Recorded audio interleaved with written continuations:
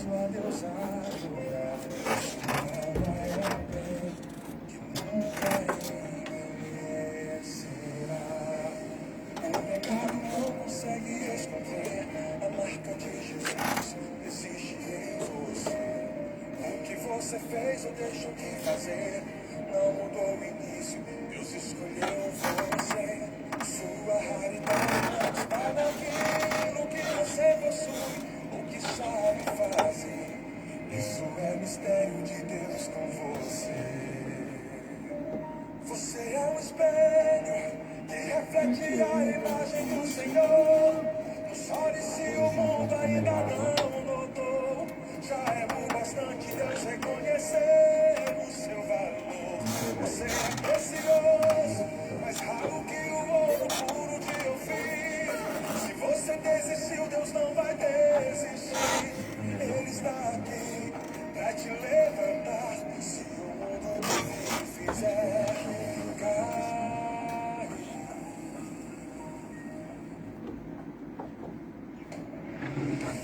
O ouro eu consigo só admirar, mas quando eu posso a Deus adorar. Sua alma é um bem que nunca envelhecerá. O pecado não consegue esconder a marca de Jesus. Existe em você. O que você fez ou deixou de fazer não mudou o início. Deus escolheu você. Sua realidade não está naquilo que você possui ou que sabe fazer. Isso é mistério de Deus com você. Você é um espelho que reflete a imagem do Senhor. Não chore se o mundo ainda não notou. Já é o bastante Deus reconhecer o seu valor. Você é precioso, mais raro que o ouro puro de Ofir. Se você desistiu, Deus não vai desistir. Ele está aqui pra te levantar. Se o mundo te fizer cair.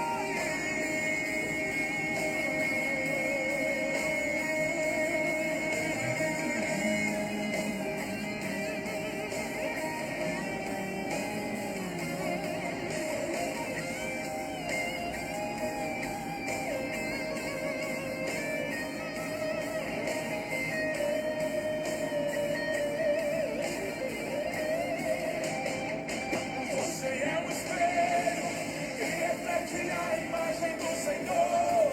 Não chore se o mundo ainda não notou. Já é o bastante Deus reconhecer o seu valor. Você é precioso, mais raro que o ouro puro de Ofir. Se você desistiu, Deus não vai desistir. Ele está aqui pra te levantar. Se o mundo te fizer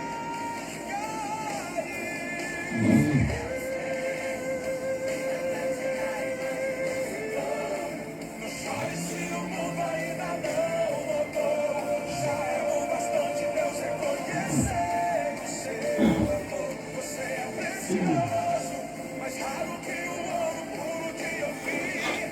Se você desistiu, Deus não vai desistir. Se o mundo te fizer cair.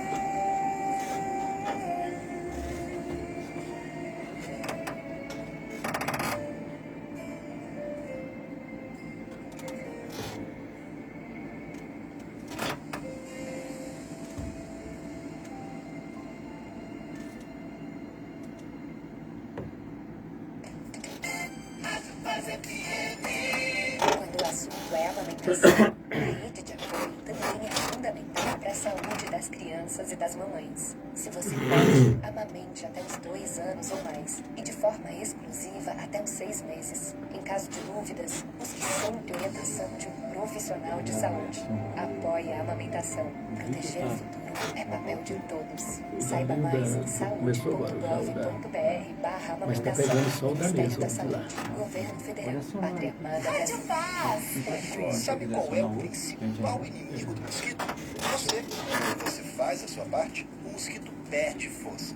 Por isso, descarte o lixo corretamente, mantenha o quintal limpo e dê atenção aos locais e objetos que podem acumular água. Vamos eliminar os criadouros. Faça a sua parte.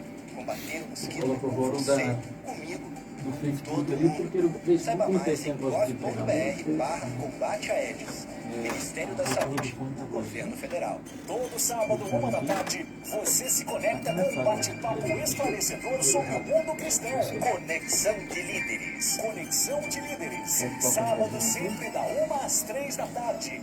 Aqui na Rádio Paz FM, a rádio da família.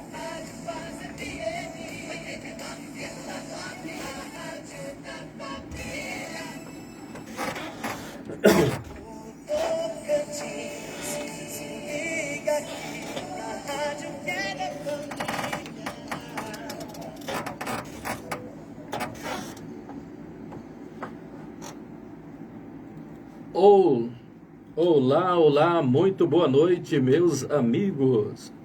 Estamos iniciando agora Bíblia em Foco, aqui na Rádio Paz FM, a rádio da família, 89,9, uma transmissora do Sistema Rio Bonito de Comunicações. Muito obrigado você que agora abre a porta da sua casa, do seu coração, para estar recebendo, nesta oportunidade, a palavra de Deus, através aqui deste programa tão abençoado, Bíblia em Foco, todas as sextas-feiras. Eu, pastor Eurípedes Venâncio, com todo amor, com todo carinho no coração, estamos aqui para ministrarmos mais uma maravilhosa pré-aula da revista Betel, aqui do nosso campo Nação Madureira. Com grande alegria assim o fazemos. Diz que o crente, ele renova as suas forças como águia. Antes mesmo de iniciar o nosso programa, gostaríamos aqui muito carinhosamente de estar pedindo a todos vocês, amigos, ouvintes aqui da Rádio Paz FM, com muito carinho, as vossas intercessões. Agora há pouco eu falava aqui com o colega que nos antecedeu, na dificuldade de poder estar aqui hoje transmitindo a palavra de Deus nesse horário. Este mês foi um dia extremamente difícil, e para quem não tem sido difícil estes últimos dias, né? Dias de isolamento, de pandemia. Em um curto espaço de tempo nós perdemos 2 tios, meu tio Tião e meu tio João Batista. Tio Tião, pessoa tão querida, amado, quase todos os anos estava aqui em Palmas para nos visitar, e morreu quando estava completando agora 1 mês. Acabo de perder também um tio, e esse meu tio passou por um momento muito delicado, lutou pela vida, teve que fazer uma cirurgia muito rapidamente. Os familiares reuniu para poder organizar e fazer, mesmo que um custo muito alto, fizemos aí, corremos atrás, passou por uma cirurgia, e na segunda cirurgia acabou que realizou com sucesso, mas não conseguiu resistir e veio morrer, né? Então veio a falecer. O importante é que morreu, descansou no Senhor, era servo de Deus, louvado seja o nome do Senhor Jesus. Eu que sou oriundo de uma família de espírita, de lá para cá, desde quando aceitamos a Jesus, pela graça e misericórdia do Senhor, muitos dos nossos parentes já têm aceitado a Jesus, confessado a fé em Cristo Jesus, nosso Senhor, e isso é motivo de grande alegria. Esses 2 tios que a hora partiu nos braços do Senhor. O que resta, o que fica agora é a dor da saudade, a lembrança, mas de que temos a esperança de que um dia os encontraremos no céu e nos abraçaremos. Então, coração meio que partido, dilacerado, com a dor da saudade, é uma das dores mais difíceis de nós suportarmos. Dói o peito, dói a nuca, dói as pernas, dói todo o corpo, dói a alma, mas a vida que segue, e nós temos a nossa responsabilidade aqui no programa, e com alegria aqui estamos para ministrarmos mais uma aula. Grande abraço a você que nos ouve aí no campo, no meio rural, que às vezes não tem oportunidade de estar aí no domingo assistindo na Igreja Escola Bíblica Dominical. Assiste conosco agora a nossa pré-aula. Eu sei que é tarde, mas muitos dos nossos ouvintes estão aí ligados. Um abraço aí para os nossos amigos e irmãos que de longe e de perto estão nos ouvindo, nos assistindo também, não só ouvindo aqui pela Rádio Paz FM, nos ouvindo também pelo nosso canal no YouTube e também pelo Facebook. Você que ainda não se inscreveu no nosso canal no YouTube, também se inscreva. Eurípedes Venâncio, dê o seu like, ative o sininho de notificações para receber os conteúdos aí das nossas mensagens. Além desta pré-aula que nós damos aqui na sexta-feira, aqui na rádio, a terça-feira, todas as terças-feiras de manhã, nós ministramos uma outra pré-aula onde a gente dá ênfase ao tópico 2, o tópico 3. E na sexta-feira a gente enfatiza mais o tópico de número 1. A bem da verdade que a gente aborda toda a lição, mas em preferencial abordamos mais o tópico de número 1 nas sextas-feiras. Vamos então para o conteúdo da nossa lição. Lição 7 da nossa revista Betel. Deus intervém através de suas ações. Deus intervém através de suas ações. Às vezes não ficou assim muito claro o conteúdo aqui da revista quando diz Deus intervém através de suas ações. Essas ações é de Deus? Essas ações se referem ao homem? Se referem a nós? De que espécie de ações está se falando aqui? Ora, a ação aqui que está querendo mencionar a revista é que Deus ele vai intervir a partir do momento que nós tomamos uma atitude, a partir do momento que nós temos uma ação. Às vezes Deus está esperando apenas uma atitude da nossa parte, porque fé e ação, ou fé sem ação é tolice, é burrice. Muitas das vezes nós temos fé, mas nós não tomamos uma atitude, não tomamos uma ação. Ora, eu tenho fé que vou passar em um concurso. Ora, eu tenho fé que logo, logo eu serei um médico, eu serei um advogado, mas não estude não, camarada. Não estude não vá para a escola, porque Deus, ele não é injusto. E a Bíblia diz que o reino do céu, ele é feito de justiça. Será que não seria uma injustiça, por exemplo, eu aqui sentado em um berço esplêndido, esperando aqui uma bênção chegar, não estudo, passo o dia inteiro assistindo Netflix, fazendo um monte de coisa, jogando videogame, aí eu acho que Deus tem a obrigação de que porque eu sou crente, porque eu creio, e ele vai, não, Deus, ele é Deus de justiça, ele não vai tomar a vaga de alguém que está, mesmo sendo ímpio, mas está se esforçando, se esmerando e estudando, só pelo fato de que você tem fé, mas você não tem nenhuma ação, nenhuma atitude que demonstre. Então, toma uma posição. A partir do momento que você toma uma posição, Deus vai intervir. Então, só abrindo aqui esse parêntese, o que se refere, o que quer dizer Deus intervém através das suas ações. Ou seja, Deus muitas das vezes só vai agir quando você também começar a agir. Então, você vai observar que em todos os milagres de Jesus, via de regra, ele dizia, eu precisava e falava para a pessoa tomar uma atitude. Para o cego, ele diz, olha, passa um lodo, vai lá no tanque agora e lava. Precisava daquilo dali? Não, Jesus era o Todo-Poderoso. Mas para mostrar que a fé, ela sempre vem aliada com as ações.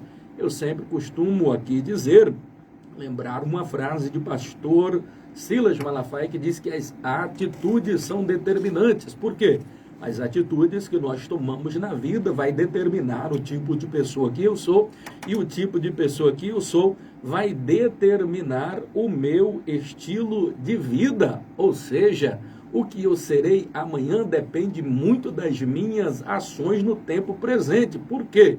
Deus não pode fazer nada pelo meu futuro, nada pelo seu futuro, sem que primeiro você cuide do seu presente. Precisa ter uma atitude, uma ação. Aí sim eu posso influenciar o meu futuro. Se o passado eu não posso mexer, porque já ficou no passado, as minhas ações no tempo presente vai influenciar significativamente, quantitativamente, qualitativamente o que eu serei e a posição aonde eu estarei amanhã. Então isto é por demais importante.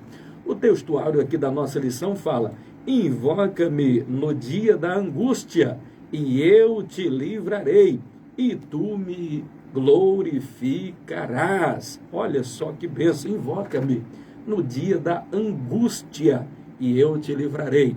Então o socorro de Deus, querido, é maravilhoso e ele é bem presente, está bem pertinho aí da gente, não está longe não. Basta apenas nós o clamarmos de corpo, alma e coração e ele nos livrará e nós glorificaremos ao Pai. Por isso, verdade aplicada. Esther não se corrompeu com o sistema e apesar de estar intimamente inserida nele, continuou fiel a Deus e ao seu povo. Ou seja, a rainha Esther, ela não se deixou se mover, se moldar pelo sistema, não se deixou influenciar pelo mundo. Ao contrário, as pessoas que estavam à sua volta é que foram influenciadas por ela, pela garra, pela fé, pela coragem e pelas suas ações e atitude com caráter sempre íntegro e ilibado. Então é muito importante nós observarmos isto daí. Nós temos 3 objetivos muito claro aqui na nossa lição, no tópico 1, tópico 2 e o tópico de número 3. O objetivo aqui que nós queremos passar para os amados, queridos, diletos e abençoados irmãos e ouvintes aqui da Rádio Paz FM, das nossas redes sociais, o primeiro objetivo que queremos passar e que a lição nos mostra aqui é que entender que a única alegria, ela vem do Senhor. A nossa alegria, ela vem do Senhor. Esse é o primeiro objetivo que nós precisamos aqui entender e compreender. Porque a alegria que provém de Deus, ela não provoca vazio. Momentaneamente, às vezes, em um carnaval, e falando assim, muitas pessoas em um carnaval gritam, pulam, sorriem, e tem uma aparência de alegria e de felicidade. Contudo, terminado a festa, há um vazio, há uma solidão, muitas vidas destruídas, o diabo operando sobremaneira, destruindo lares, destruindo casas. Então, uma alegria passageira, mas a alegria que vem do Senhor, ela não é efêmera e tampouco passageira, ela é eterna e supre todas as nossas carências. O objetivo 2 aqui da nossa lição é destacar que o verdadeiro refúgio está em Deus. O nosso refúgio, querido, está em buscarmos a Deus. O terceiro objetivo aqui da nossa lição é ressaltarmos a importância do jejum. Mas para que serve, pastor Eurípides, o jejum? Como devemos jejuar? Existem muitas dúvidas com relação a isso e existe uma infinidade de informações e às vezes até de desvios teológicos e algumas sandices e muitas criancices em relação a este tema do jejum, porque não deve ser feito de qualquer maneira. Então, nós vamos estar aprendendo lá no tópico 3 a importância do jejum, para que serve e de que forma nós devemos oferecer a Deus um jejum. Falaremos sobre isso logo mais na frente. O texto aqui de referência está em Esther, no capítulo de número 4, versículo de número 13 ao versículo de número 16. Se não, vejamos, percebam. O texto diz: então disse Mardoqueu que tornassem a dizer a Esther: não imagines em teu ânimo que escaparás na casa do rei, mais do que todos os outros judeus. Verso 14: porque se de todo te calares neste tempo, socorro e livramento de outra parte virá para os judeus, mas tu e a casa de teu pai perecereis. E quem sabe se para tal tempo como este chegaste a este reino. Verso de número 15: então disse Esther: que tornassem a dizer a Mardoqueu: vai, ajunta todos os judeus que se acharem em Susã, e jejue por mim, e não comais, nem bebais por 3 dias, nem de dia e nem de noite. E eu, as minhas moças também assim, jejuaremos, e assim irei ter com o rei, ainda que não é segundo a lei, e perecendo, pereço. Louvado e engrandecido ao nome do Senhor Jesus. Que Deus nos abençoe na condução desta palavra e que vocês abram o seu coração. O texto de referência, o pano de fundo aqui, queridos, para entrarmos aqui na introdução, qual é? Primeira coisa que eu preciso ter em mente aqui, queridos, mesmo Esther sendo a mulher do rei, o maior mandatário da sua época, o todo-poderoso, a nação mais poderosa do mundo, eles eram o todo-poderoso, e mesmo esta mulher tendo a prerrogativa, o privilégio de ser mulher de alguém tão poderoso, isto não significava dizer que ela não tinha algumas proibições. Claro que sim. Outra coisa que precisa ficar claro aqui é porque é que Mardoqueu não falou diretamente com Esther. Talvez você não saiba, querido, porque ele não podia, mesmo ele sendo e fazendo parte ali da equipe composta dos soldados do rei, ou alguma função que ele exercia ali, porque ele estava sempre à porta do palácio. Isso denuncia que ele tinha algum cargo ou função, algum serviço que ele exercia ali. Contudo, ele não tinha acesso, mesmo sendo o cuidador, mesmo sendo ele o primo em lugar de pai ali de Hadassah, a saber, Esther, ele não poderia se aproximar da rainha e não poderia conversar diretamente com ela, a não ser que fosse através de algum dos eunucos e de alguém que era habilitado a fazer isso. Então, por isso que Hataque, ele é o servo que ele utiliza-se para dar a mensagem à rainha Esther, e da mesma forma Esther agora manda o recado de volta. Então existia uma série de proibições, dentre elas não poderia nenhum homem chegar e conversar com nenhuma das mulheres do rei, nenhuma das que estavam ali no seu harém particular, no harém particular ali do rei, não poderia de forma nenhuma.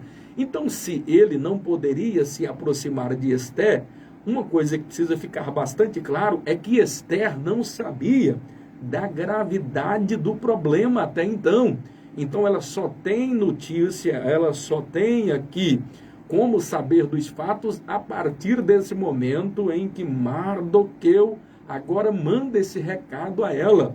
Com certeza ela fica alarmada, e ao dizer que inclusive estava ele ali com panos de saco coberto de cinza, então era um sinal ali de submissão, de sujeição a Deus, de humilhação diante do Senhor. Então ela sabia que a questão era muito grave.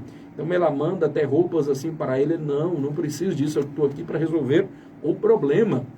Em um primeiro momento aqui, a análise que nós temos, parece que Mardoqueu, quando Esther diz sobre essa questão, que vai conversar com o rei, mesmo não sendo segundo a lei, porque era muito perigoso, e nós vamos detalhar mais isso lá no tópico 2, quando falaremos a respeito desta questão aqui, do porquê e de que era tão perigoso ela se aproximar do rei sem ser convidada ou sem ser ela chamada.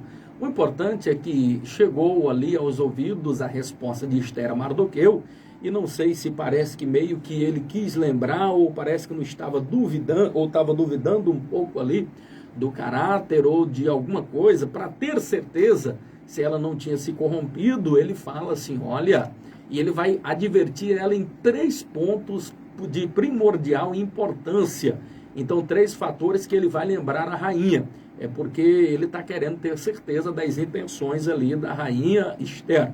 Então ele vai falar, enfatizar 3 pontos importantes. O primeiro fator que ele enfatiza, ele vai dizer, e nós acabamos de ler aqui no texto, ele vai dizer para Esther, olha Esther, em outras palavras ele está querendo dizer, Esther, não importa que você, mesmo sendo a mulher do rei, mesmo você estando dentro do palácio, isso não te livrará porque o decreto de um rei, ele sobrepuja todos esses pontos. A palavra de um rei jamais poderia voltar atrás. Então ele está falando, o fato de você ser a mulher do rei e de você estar escondida aí no palácio não te livrará desta sentença. Ela poderá chegar até você e a casa dos seus pais. Então ele estava querendo mostrar a gravidade do problema para Esther. Segundo ponto que ele enfatiza aqui, nós acabamos de ler nesse texto de referência aqui, que fica muito claro aqui, o segundo ponto é que Mardoqueu lembra a Esther que se ela se calasse, ou seja, o silêncio dela não impediria que o socorro de Deus viesse para o povo judeu. De alguma parte ele sabia que o socorro viria. Aí ele demonstra também a sua fé. Ele só estava lembrando, Esther, se você não tomar nenhuma atitude, eu não sei de onde, mas eu tenho fé, eu creio, acredito que o socorro virá da parte do Senhor.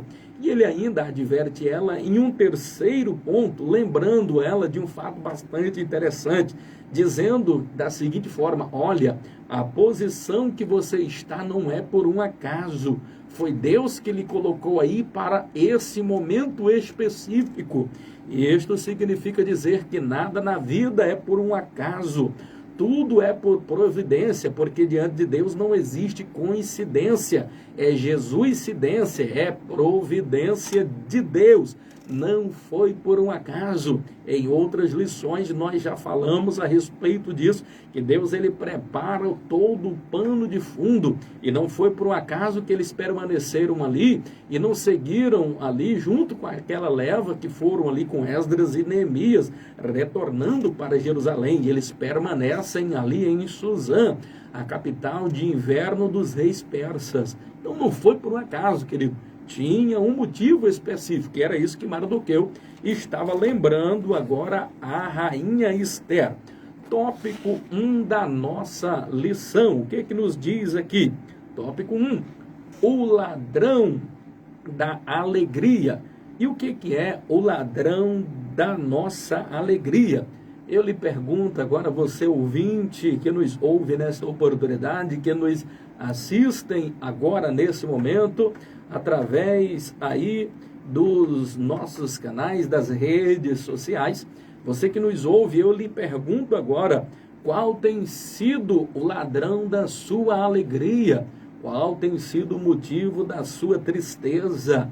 Qual tem sido as dívidas? É um casamento que está se fracassando, desenhando um fracasso que está se acabando? São enfermidades na alma que precisam ser curadas? São enfermidades no corpo? O que tem roubado a sua alegria? Eu não sei o que é que tem lhe roubado a paz, roubado a alegria, mas gostaria de lhe trazer à memória que a vontade de Deus é que a tua alegria não se perca e que todos os ladrões que têm tentado roubar a sua alegria venham ser todos jogados por terra. Creia, não duvide, Deus tem uma promessa de bênção para a sua vida. Se não, vejamos, percebam que é um imperativo da parte do Senhor. Sobre essa questão, querido, de alegria, uma coisa precisa estar bastante clara. Você não pode permitir que o diabo roube a sua alegria. E entenda uma coisa, você ser feliz é da vontade do Pai. Deus não só quer que você seja feliz, como é um mandamento da parte dele. Se você for observar 4 vezes lá em Filipenses, vai falar a respeito disso. O livro de Filipenses, todo ele vai exaltar esta narrativa. Ora, o apóstolo Paulo, ele estava vivendo e atravessando o momento em que ele poderia estar muito triste, cabisbaixo, triste, a lamentar. Estava já vislumbrando os últimos dias da sua vida, quem sabe já aguardando a sua condenação, mas este homem, ele vai falar de forma tão clara, e você perceba que desses 4 capítulos que nós temos aqui, 2007 palavras, ele vai utilizar 14 vezes a expressão alegrai-vos no Senhor. Alegrai-vos no Senhor. Ou seja, a alegria é um mandamento, aí é imperativo. Ele está dizendo, alegrai-vos. Não importa o motivo, não importa a situação, você precisa ser feliz. No verso 3 ele vai dizer assim, da seguinte forma, eu dou graças a Deus por tudo quanto me lembro de vós. Ora, a igreja ali não era perfeita, ela tinha 3 pessoas ou classes distintas ali, uma líder vendedora de púrpura, tinha o carcereiro, tinha ali várias nações e havia sim conflitos ali. Mas por que é que Paulo diz assim, eu dou graças a Deus por tudo quanto eu me lembro de vós? Porque ele estava querendo trazer pensamentos que lhe trazia paz, ele só se lembrava daquilo que lhe trazia alegria. É a mesma coisa, mesmo passando por dificuldade, Jeremias, no livro de Lamentações de Jeremias, o profeta chorão, no capítulo de número 3, o versículo de número 21 e 22, ele vai dizer, quero trazer à memória somente aquilo que me traz esperança. Então, a minha palavra para você aqui é te lembrar que Deus, primeiro, deseja que você seja feliz. Segundo, ele ordena que você seja feliz. Porque mesmo ele querendo que você seja feliz, você será infeliz se você não tomar uma atitude e não vencer os medos, as decepções, crises, desafios, dissabores, agruras e amarguras da sua alma. Feridas que você precisa vencer para poder seguir em frente e ser feliz. Esta é uma grande verdade que você não pode de forma nenhuma se esquecer dela. O ponto de partida aqui desse tópico, querido, para você ter uma ideia, o ponto de partida é você ter certeza que Deus, ele cuida do seu povo em todo o tempo. Deus está cuidando de você. Deus está trabalhando por você e ele quer que você seja uma pessoa muito feliz. O tópico de número 1.1, lidando com as adversidades. Lidando com as adversidades. Lembrando, queridos, que dificuldade todos nós teremos. Na lição passada nós abordamos enfaticamente a respeito das crises, das adversidades que o crente passa.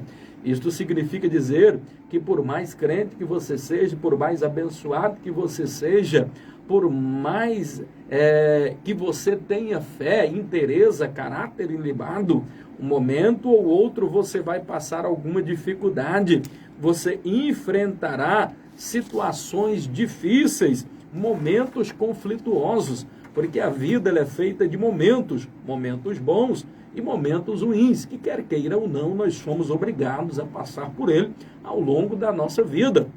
Já dizia o sábio pensador em forma de canção, e dizia que o mundo é uma roda que está girando, em sua volta os mais fracos vão ficando, mas ele diz, mais feliz daquele que tem história para contar, ou seja, feliz aquele que sobreviver os percalços e altos e baixos da vida. O importante é que Deus ele cuida de você em todo o tempo, em todas as circunstâncias e toda situação. Deus estará com você, segurando em tua mão, lhe abençoando, lhe ajudando a atravessar este deserto, essas adversidades. Você que é crente, que me ouve nesta oportunidade, não seja condicionado às circunstâncias, porque a pessoa que não tem Deus, ele mediante as circunstâncias, a crise, a adversidade, provação, luta, ele desanima, ele vai ficar ali cabisbaixo, chorando, ele vai se entregar e ele não vai ter forças para prosseguir e seguir em frente em meio a esta jornada. Mas você que é crente, você que tem fé, que acredita em Deus, que tem esperança no Senhor, você vai usar este problema, você vai usar esta adversidade, você vai usar esta luta para exercitar a sua fé. Por quê? Você não é condicionado às circunstâncias, mas usa a circunstância para exercitar a sua fé. Louvado, engrandecido é o nome do Senhor Jesus, que vive e que reina para sempre e nos dá a vitória pelo nosso Senhor e Salvador, Jesus Cristo. Aleluia! Vamos agora para 1.2 aqui da nossa lição. A alegria da salvação. A alegria da salvação. Meus amados e queridos, diletos e abençoados irmãos que nos ouvem e nos assistem neste momento. Nada nos entristece mais a alma, ou nada entristece mais o coração de Deus do que o pecado na nossa alma. O pecado nos afasta de Deus. O Salmo de número 51, nós vamos encontrar aquele que foi o homem segundo o coração de Deus, homem abençoado, mas não vigiou em um determinado momento da vida dele. E quando ele agora está no momento mais triste, mais negro da sua vida, quando o profeta Natã o confronta e ele entende que ele pecou, que ele errou, a sua alma está em frangalhos, ele está despedaçado, e ele mostra agora toda a sua tristeza, mas não em forma de derrota, mas em forma de arrependimento. E quando você se arrepende dos erros que você comete, quando você se rende aos pés do Senhor, como no Salmo de número 34, e o versículo de número 37, verso 4, que diz assim: deleita-te no Senhor e Ele concederá o desejo do teu coração.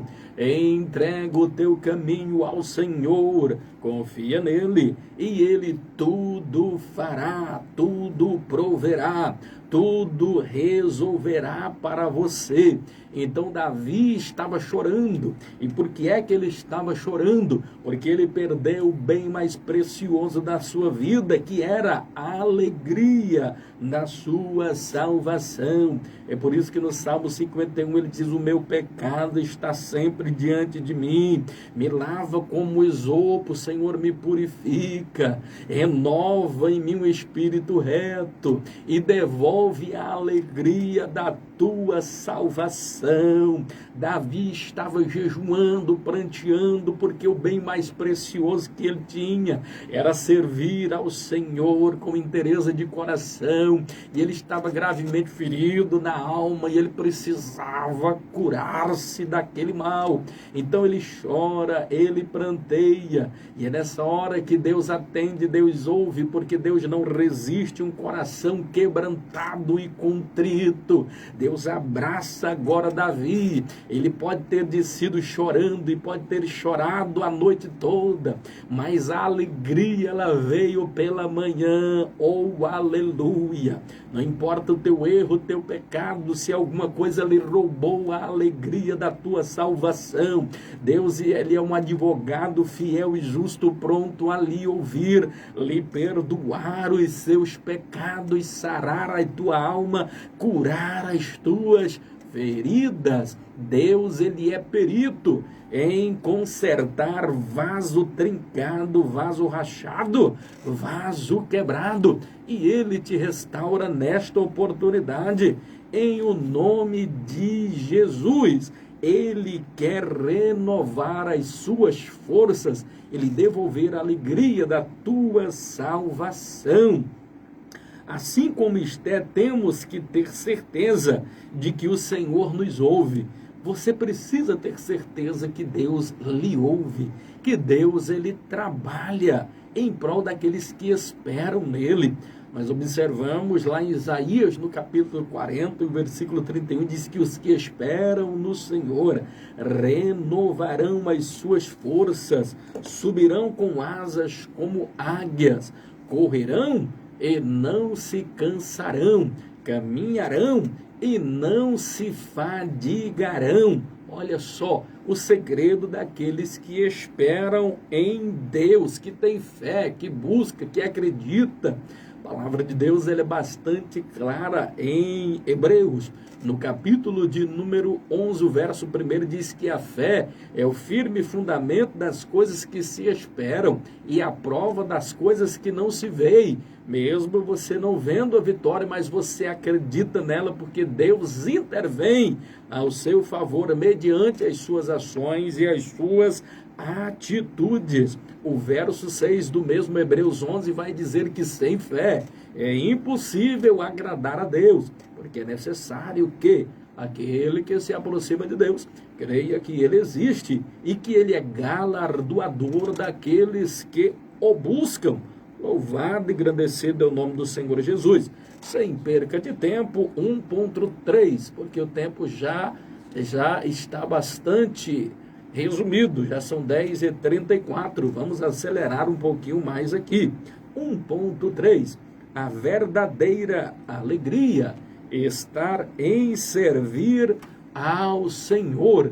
A verdadeira alegria estar em servir ao Senhor. Entendo muito bem, meus amados e queridos irmãos. Você, na sua vida, você precisa ter em mente 3 coisas.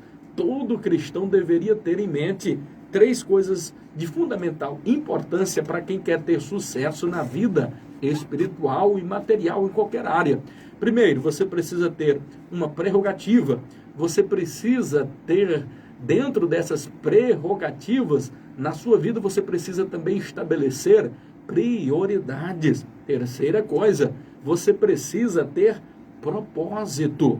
Então, o que é prerrogativa? A primeira coisa, que vem logo abaixo das outras 2 que eu acabei de mencionar. Primeiro aí, nós vamos ver o que é prerrogativa. Prerrogativa, na verdade, elas são privilégios que nós temos. Então, cada privilégio são coisas, circunstâncias que vai diferir você das demais outras pessoas. É uma característica peculiar que é reservada a você. É um privilégio dado à sua pessoa. Então, qual é a sua principal prerrogativa? A principal prerrogativa do crente é ser salvo. Então, isto é um privilégio, sermos servos do Senhor. Então, a verdadeira alegria está em quê? Em servir ao Senhor. O crente precisa ter esta prerrogativa em mente e jamais ele pode desviar-se dela e jamais ele pode se esquecer que ele tem uma prerrogativa em sua vida, que ele é salvo, e por ser salvo ele precisa servir a Deus com alegria. O Salmo ainda diz assim, servir ao Senhor com alegria, porque não, o Salmo 100 e verso 1, porque não basta servir, você precisa servir com alegria, servir com alegria, do contrário Deus não vai receber. O crente ele precisa estabelecer prioridades. Todos nós na nossa vida temos necessidades, sim ou não? Claro, todos nós temos necessidades, mas dentro dessa premissa das necessidades vai surgir as prioridades. Então você precisa ter em mente que precisa estabelecer o que é necessidade e o que é prioridade. Se você quiser ter sucesso dentro das suas necessidades, estabeleça as suas prioridades e não passe por cima dela. Priorize, dê realmente ênfase e procure dar prioridade àquilo que é importante, àquilo que é urgente, àquilo que é necessário. Terceiro ponto, todo crente para ter sucesso na vida, ele precisa ter um propósito. Qual é o teu propósito? Qual é o teu objetivo enquanto cristão? Qual o teu objetivo na fé? Qual o teu objetivo na tua vida? Todo crente precisa ter um propósito, uma razão de ser da sua existência. O meu propósito maior é, além de servir a Deus, eu quero ir para o céu. Então, servindo a Deus, tendo uma vida aqui reclusa diante da presença do Senhor Jesus, abandonando tudo aquilo que desagrada ao Senhor, que me afasta de Deus, eu abandono, eu escolho ser honesto, porque eu sei que no final do caminho existe um céu, e o meu propósito é ir para este céu, o meu propósito é a minha salvação, o meu propósito é me encontrar com o Senhor. Qual tem sido o teu propósito? Quais têm sido as suas metas, os seus planos e os seus objetivos ao longo da sua vida? Isso precisa estar bastante claro em tua mente. Vamos agora já para o tópico de número 2 aqui da nossa lição. O tópico 2 vai falar: o verdadeiro refúgio está em Deus. O verdadeiro refúgio está em Deus. Não importa a circunstância, querido. Não importa a situação. Tenha em mente que Deus, ele é o seu socorro. Ele é o teu refúgio. O Salmos de número 46, em todo ele vai expressar o quê? Que Deus, ele é o nosso socorro. Que Deus, ele é o nosso refúgio. Todo ele vai enfatizar. 3 vezes nesse Salmo 46, ele vai dizer que Deus, ele é o nosso refúgio. Logo no verso 1 do Salmos 46, ele vai dizer da seguinte forma: Deus é nosso refúgio e fortaleza, socorro bem presente na hora da angústia. Quer dizer, é na hora da angústia, ele não está longe, ele está presente. É o nosso socorro bem presente na hora da angústia. O verso de número 2 vai dizer: pelo que não temeremos, ainda que a terra se mude, e ainda que os montes se transportem para o meio dos mares. E o verso de número 3 vai dizer: ainda que as águas rujam e se perturbem, e os montes se abalem pela sua braveza. No verso 4 ele vai dizer: há um rio cujas correntes alegram a cidade de Deus, o santuário das moradas do Altíssimo. Versículo de número 5, Deus está no meio dela e não será abalada. O verso 6 vai dizer assim: ele ajuntará ao romper da manhã, as nações se embraveceram, os reinos se moveram, ele levantou a sua voz e a terra se derreteu. O verso de número 7, mais uma vez, ele vai enfatizar que Deus é nosso refúgio. Isso, o Senhor dos exércitos está conosco. O Deus de Jacó é o quê? É o nosso refúgio. Aí o verso 8 vai dizer assim: vinde, vinde, contemplai as obras do Senhor, que desolações ele tem feito na terra. O verso de número 9 vai dizer: que desolações tem feito na terra, ele quebra o arco, ele corta a lança e ele queima os carros no fogo. O verso 10 vai dizer: aquietai-vos, e vai dizer assim: aquietai-vos e sabei que eu sou Deus, serei exaltado entre as nações. E ele vem agora com a repetição do verso 7, agora no verso 11, dizendo: Deus, Senhor dos exércitos, está conosco, o Deus de Jacó é nosso refúgio. Você tem refúgio em Deus. Você pode pedir socorro a Ele, pode buscar a Ele, pode clamar por Ele, e tenha certeza que você poderá se refugiar debaixo das suas asas. Ele vai te abraçar, Ele vai te acolher. Ele é o teu refúgio. Se você entendeu esse tópico 2, vai resumir essa questão aqui, que Deus, ele é nosso refúgio. Aqui na sequência, a revista vai dizer assim: segundo a tradição persa, nenhum homem ou mulher poderia entrar à presença do rei sem ser chamado. Então aqui eu preciso explicar aqui um dos motivos que eu iniciei lá na introdução, falando das dificuldades que a rainha Esther tinha. E por que é que, mesmo ela sendo mulher do rei, ela não tinha livre acesso para poder se aproximar e conversar quando bem quisesse com o seu marido? Então, algumas coisas você precisa, querido, ter em mente nesta oportunidade. Ora, eles, naquela época, estavam vivendo dias muito difíceis e conturbados. Então, às vezes, quando a gente lembra da figura do rei, só lembra daquela questão que ele era uma figura tão importante, mas tão importante que a sua palavra tinha que ser levada a cabo, e a palavra dele não voltava atrás.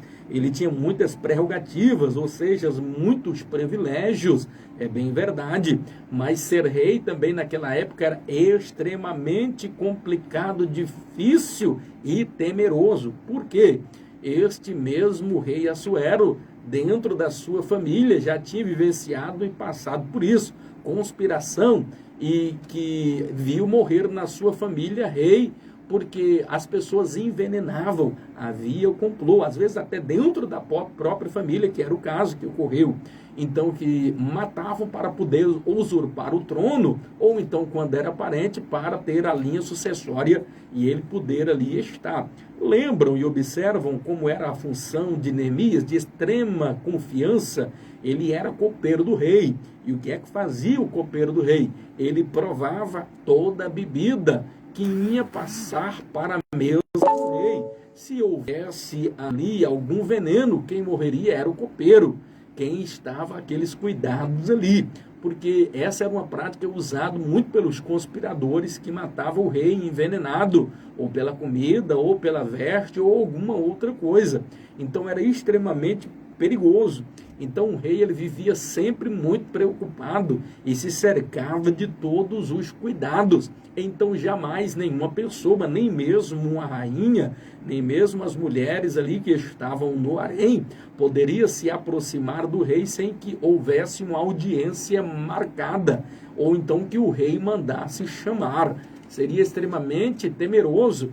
E não obstante a isso, a pessoa inclusive poderia morrer. Isto é tão verdade que quando a afirmação do texto de referência, quando nós lemos, a própria rainha dizendo, olha, se morrer, morri, porque isso não está na lei, e eu corro risco de vida. Mas ela toma uma atitude, ela não fica inerte em meio àquela situação, na verdade, ali tão difícil e complicada. Então nós precisamos entender que o socorro ele sempre virá da parte do Senhor nosso Deus. Entenda todo esse versículo como o capítulo também, como todo o livro de Esther vai mostrar que o socorro ele sempre vem da parte do Senhor Jesus. Salmo 121 e o versículo de número 1 fala, eleva os meus olhos para o monte, de onde me virá o socorro? O verso 2, o meu socorro virá do Senhor que fez o céu e que fez a terra. O Salmo de número 56 e 11 diz, tenho posto no Senhor a minha esperança e não temerei o que possa me fazer o homem. Salmo 125, os que confiam no Senhor serão como os montes de Sião, que não se abalam, mas permanecem para sempre. Em quem você tem colocado a tua confiança? Se for em Deus, a vitória é certa. Se for no homem, será temerário. O Salmo 20, o verso 7, diz que uns confiam em carros, outros confiam em cavalos. Mas nós faremos menção ao nome do Senhor, nosso Deus. Louvado e engrandecido seja o nome do Senhor Jesus que vive e que reina para todos sempre. Tópico 2.1. A única saída é o Senhor. Esther entrou na presença de Deus, orou e jejuou, e Deus trouxe a resposta e o livramento. Vamos agora para o tópico 2.2, porque já são 10h46, 16 minutinhos só para concluir aqui, meu Deus. Deixa eu acelerar o passo aqui. 2.2. O altruísmo de Esther. O altruísmo de Esther. Queridos, isto é muito sério. Você precisa entender essa questão aqui, que é por demais importante. O altruísmo de Esther. Para você entender melhor em linhas gerais, de uma forma mais simples, o que seria o egoísmo? O egoísmo, para ficar bem claro na sua mente, ele é o contrário o altruísmo, ele é o contrário do egoísmo, perdão. O que está falando aqui? O altruísmo de Esther. Ela era uma pessoa altruísta, quer dizer, ela não era egoísta. Todas as vezes que você for falar ou ouvir falar de altruísmo, lembre-se disso, que é o contrário do egoísmo. Então, uma pessoa que é egoísta jamais conseguirá ser altruísta. Tiago, no capítulo 4, e o versículo de número 17 diz, aquele que sabe fazer o bem e não faz, ele comete pecado. Então nós precisamos ter bastante cuidado. E você observa muito do caráter das pessoas nas suas ações. A Abigail Van Buren tem uma frase, ou várias frases dela que eu gosto, mas em especial esta daqui. Ela vai falar da seguinte forma, que você conhece muito do caráter de uma pessoa pela forma como ela trata aqueles que não podem lhe trazer benefício algum. Vou repetir, você conhece muito do caráter de uma pessoa pela forma como ela trata aqueles que não podem lhe trazer benefício algum. Você já percebeu? Aquele tipo de gente, aquele tipo de pessoa que ele não consegue fazer um bem, ele não consegue fazer uma boa ação sem que ele receba alguma coisa em troca. Então, a gente observa que na posição que alguém está, ele é muito bajulado. Por causa da posição que ele tem, as pessoas se aproximam por causa das benesses que ele pode receber advindas daquele cargo. Mas aí você não conhece o caráter de uma pessoa. Aí uma pessoa mau caráter. Mas agora, se você for observar uma pessoa que trata bem aqueles, que é pobre, que não tem uma condição financeira assim tão abastarda, mas mesmo assim ele consegue ser complacente, ele é altruísta com essas pessoas, então você vai entender que o caráter desse camarada é muito lindo, é maravilhoso. Agora, fazer altruísmo com aqueles que vão nos trazer algum benefício, para uma pessoa que é abastarda, é por isso que em Provérbios nós vamos observar que quem faz aos pobres empresta a Deus. Então, interessante é que Deus não fica devendo nada para ninguém.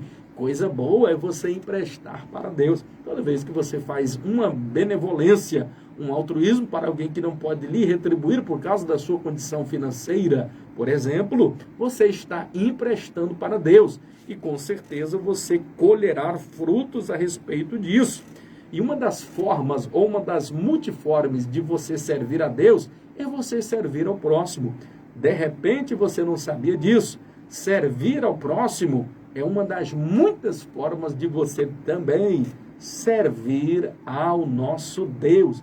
Que coisa maravilhosa termos esta informação.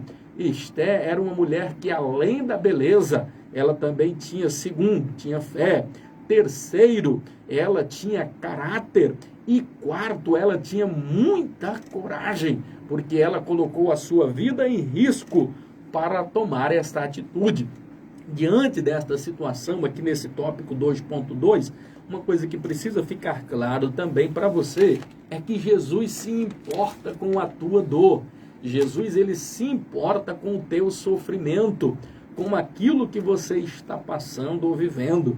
Se não vejamos, olha o que ele faz quando ele chega e vê Lázaro morto depois de 4 dias. Não é porque ele não tinha poder para ressuscitar, mas é porque agora ele vai ver Marta, ele vai ver Maria sofrendo e toda aquela comunidade da cidade de Betânia, que ficava ali encostada nas encostas orientais, dali próximo do deserto do Monte das Oliveiras, bem próximo a Jerusalém. E todas as vezes que Jesus vinha ali de Jericó, era passagem obrigatória, e sempre ele estava por ali. Lázaro era seu amigo, e era uma pessoa tão querida que, quem sabe, toda a sociedade, hoje uma pequena cidade chamada El Ezarih, mas de uma população ainda hoje muito pequena, naquela época não era diferente, mas era um cidadão proeminente, e as pessoas ali estavam chorando, e Jesus sabia, e eu estou passando por isto agora, porque perdi um parente. A dor da separação, queridos,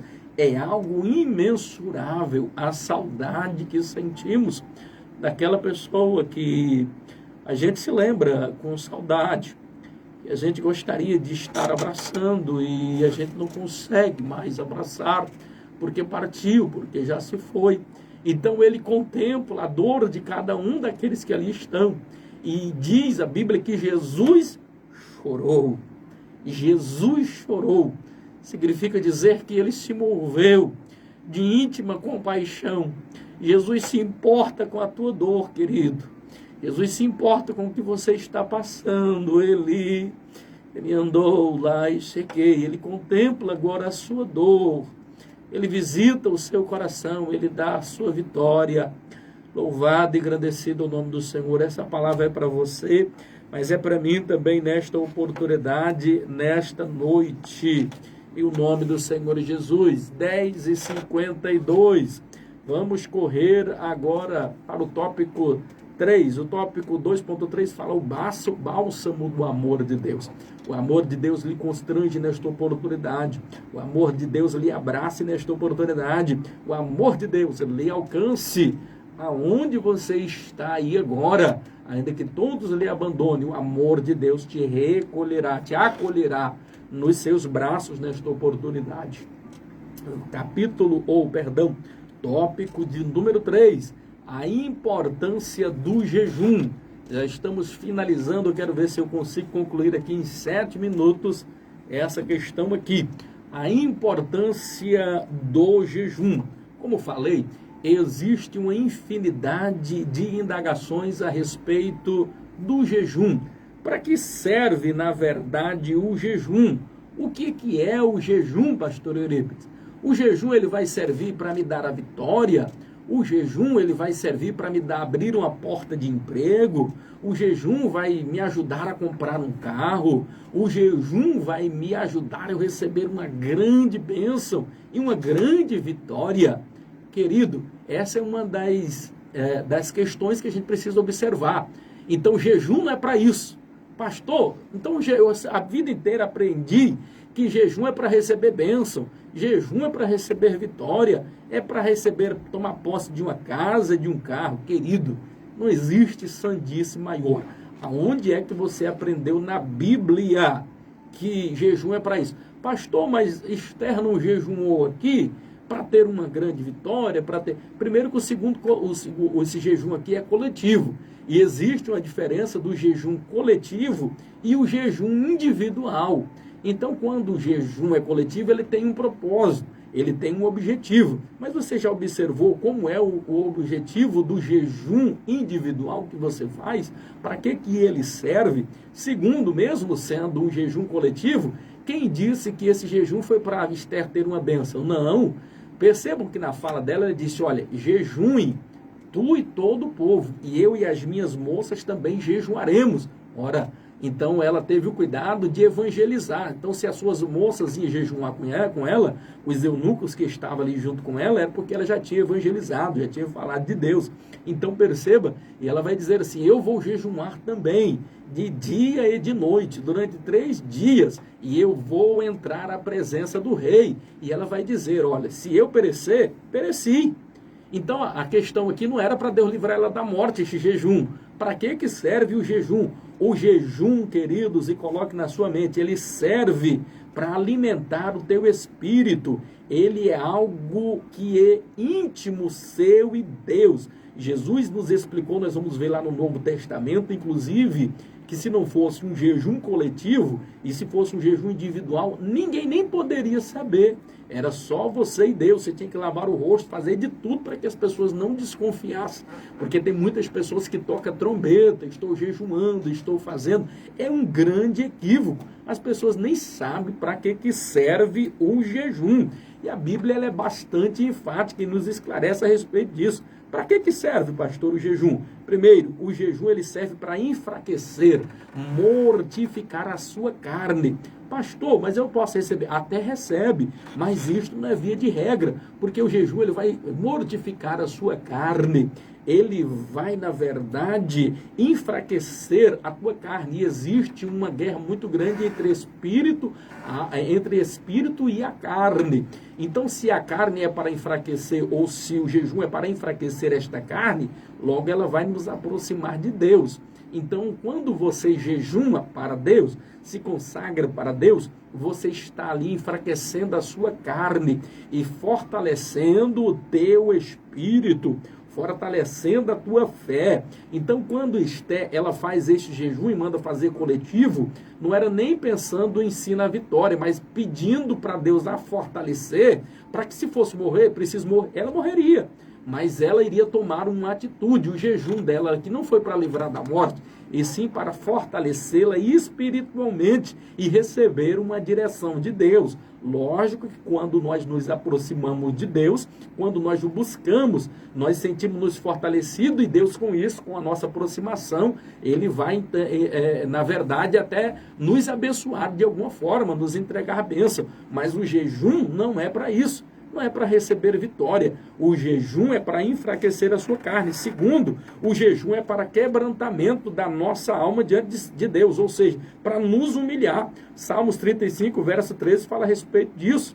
Sobre a questão do enfraquecer e mortificar, o Salmo 109, verso 24, vai falar muito a respeito dessa questão. Terceiro, no Salmo 69, o verso 10 e o verso 11, vai nos dizer que o jejum é para castigar a nossa alma, ou seja, levá-la ao pó, nos humilharmos na presença do Senhor, e Ele vai nos abençoar. Você quer ver uma outra sandice que às vezes as pessoas têm em relação ao jejum? As pessoas acham que o jejum ele tem um poder mágico. É como que uma varinha de condão. Eu estou super poderoso porque eu jejuei, porque eu vou fazer isso. Então o jejum ele não possui nenhum poder mágico para nos abençoar e nos trazer alguma vitória. Não, o jejum é para lhe fortalecer espiritualmente.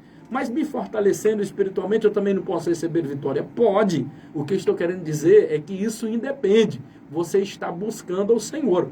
Perceba que o profeta chorão Jeremias, ele orou, ele pranteou, ele vestiu pano de saco e cinza. E nem por isso ele teve vitória, porque foi o único dos que pregou e ninguém se arrependeu. Contudo, assim, ele não perdeu a sua alegria da sua salvação. Então, assim, alguém pode pensar, mas como é que alguém jejua tanto e não tem vitória? Porque ele estava jejuando, era para se fortalecer, para vencer as lutas. Agora, com isso, Deus pode abençoar ou não. Mas o motivo principal do jejum é para você mortificar a sua carne, é para você se aproximar de Deus. Do contrário, você vai fazer sacrifício de tolo. Jejum, ele é uma coisa espiritual, ele é íntimo, ou seja, o jejum nos ajuda a sermos mais espirituais. Ele nos deixa mais próximos e sensíveis para ouvirmos a voz de Deus.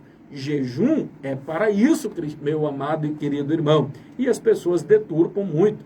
Por que é que Esté jejuou? Ora, ela se jejuou para ficar forte, para se fortalecer, para quando recebesse a notícia, ou para a vida ou para a morte, mas ela estava forte espiritualmente para enfrentar qual fosse a situação quando ela entrasse à presença ali do rei.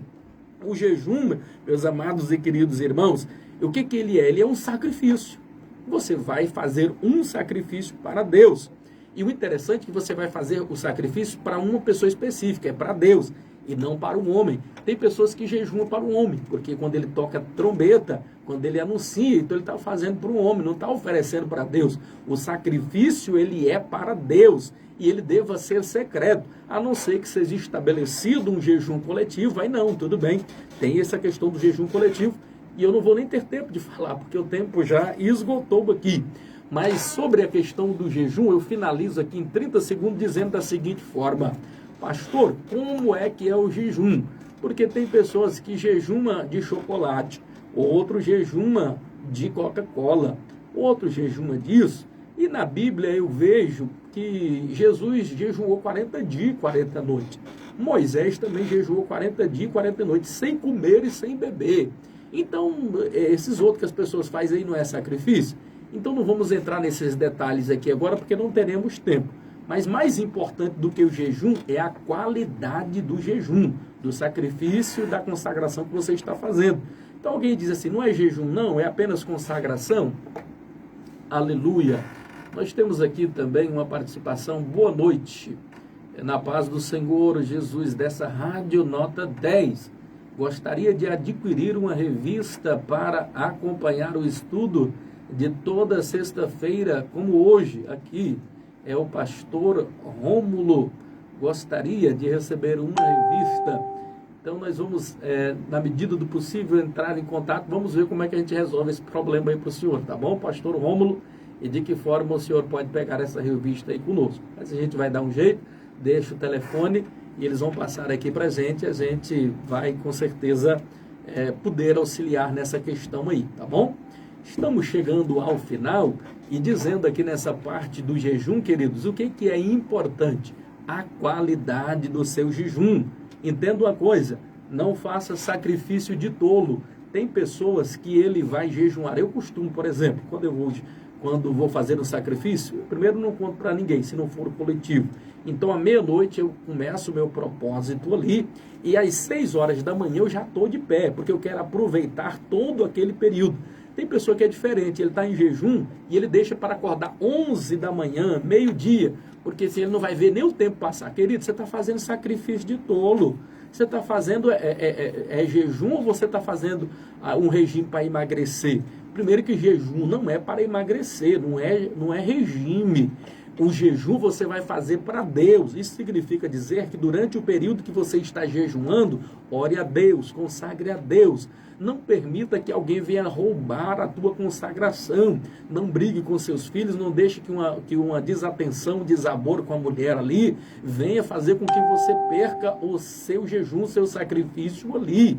Importante não é o tempo, e sim a qualidade. Se você pode fazer até meio-dia, faça, até às 9 da manhã, faça. Mas se você puder fazer um dia, não importa. O mais importante é a qualidade do sacrifício e do jejum que você está oferecendo a Deus. Por quê?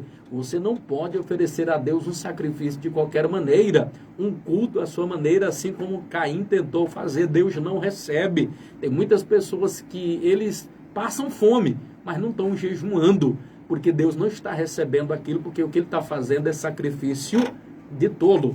Deus em Cristo Jesus vos abençoe. São 23 horas e 4 minutinhos. Estamos chegando ao final de mais um programa, sextas-feiras aqui da Bíblia em Foco, na nossa maravilhosa pré-aula da revista Betel, Campo Nação Madureira. Pastor Amarildo Martins da Silva, presidente, aqui na Rádio Paz FM 89,9, a Rádio da Família, uma transmissora do Sistema Rio Bonito de Comunicações. Eu, pastor Eurípides, mando um abraço a todos vocês. Grande abraço, até sexta-feira de mais uma maravilhosa lição, até a nossa vitória. Grande abraço a todos, na paz do Senhor Jesus. Paz FM 89,9, Palmas Tocantins. Diante do Rei, encontrei amor e comunhão. E junto ao Rei, sente forte o seu coração.